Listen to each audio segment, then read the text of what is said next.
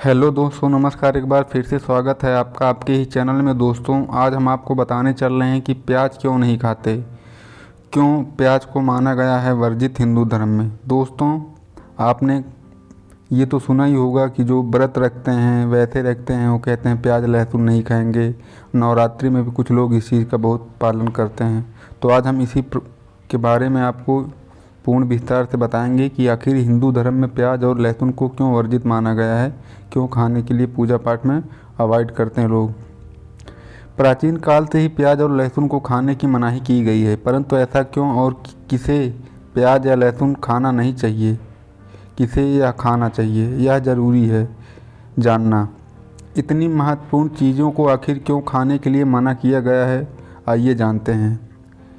दोस्तों, भोजन के प्रकार हम आपको पहले बता देते हैं। हिंदू धर्म के अनुसार 3 प्रकार का भोजन होता है, शायद आपको पता हो। सात्विक भोजन, राजसिक भोजन और तामसिक भोजन। ठीक है। सात्विक भोजन उसे कहते हैं जिसमें मतलब सकारात्मकता होती है, शांति, संयम, पवित्रता, ज्ञान जैसे गुण होते हैं। इन भोजन को करने से आपको ये गुण आपके अंदर और अधिक मात्रा में विकसित होंगे। वहीं दोस्तों, राजसी भोजन वैसे जैसे साहस, शौर्य, प्रसन्नता, उत्साह, बुद्धि और जुनून जैसे भाव गुण प्रकट करते हैं ये।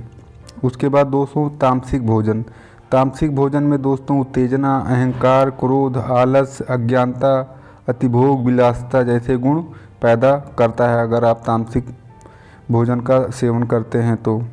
लहसुन और प्याज को राजसी और तामसिक भोजन में शामिल किया गया है, जो आपके भीतर रक्त के प्रवाह को बढ़ाने या घटाने की क्षमता रखते हैं। व्रत करने वाले लोग नहीं खाते लहसुन प्याज। यदि कोई व्यक्ति व्रत कर रहा हो तो उसे प्याज और लहसुन नहीं खाना चाहिए, ऐसा शास्त्रों में उल्लेख मिलता है। पृथ्वी के नीचे पाए जाने वाले भोज्य पदार्थ को कंद कहलाते हैं। नीचे हम आपको कुछ बता रहे हैं, जैसे कि प्याज, लहसुन, शकरकंद, सीताकंद, मूली, गाजर आदि। जिन कंदों में तीव्र गंध, लहसुन, प्याज, तो उन्हें व्रत आदि में नहीं खाने की परंपरा होती है। साधु संत भी नहीं करते लहसुन प्याज का उपयोग। सनातन धर्म के अनुसार उत्तेजना और अज्ञानता को बढ़ाना देने वाले खाद्य पदार्थों को साधु संतों को उपयोग नहीं करना चाहिए। इसमें आध्यात्मिक के मार्ग पर चलने वाले साधुओं में बाधा उत्पन्न होती है और व्यक्ति की चेतना प्रभावित होती है। अब हम आपको बताते हैं कि लहसुन और प्याज से जुड़ी एक पौराणिक कथा। पौराणिक कथा के अनुसार विष्णु रूपी मोहिनी जब अमृत मंथन से निकले अमृत को बांट रही थी, तो उस दौरान जब राहु ने देखा कि ये तो सिर्फ देवताओं को ही बांट रही है, तो वह चुपके से उठकर भेष बदलकर देवताओं की पंक्ति में जाकर बैठ गए।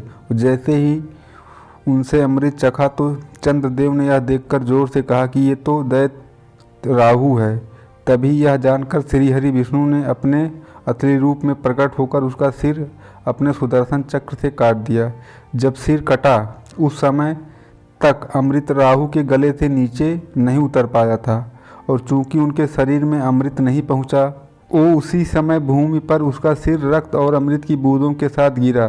चूंकि धड़ और सिर ने अमृत का स्पर्श कर लिया था, इसीलिए राहु और केतु के मुख अमर हो गए।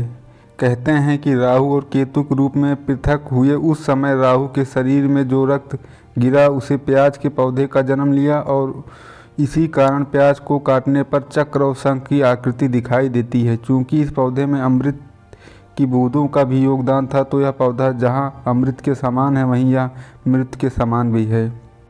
तो दोस्तों, ये थे प्याज से जुड़े कुछ महत्वपूर्ण तथ्य, जिनको जानने के बाद आपकी जो जिज्ञासा ही ये समाप्त हो गई होगी कि प्याज को हिंदू धर्म में क्यों वर्जित माना गया है। वीडियो देखने के लिए आपका बहुत बहुत धन्यवाद।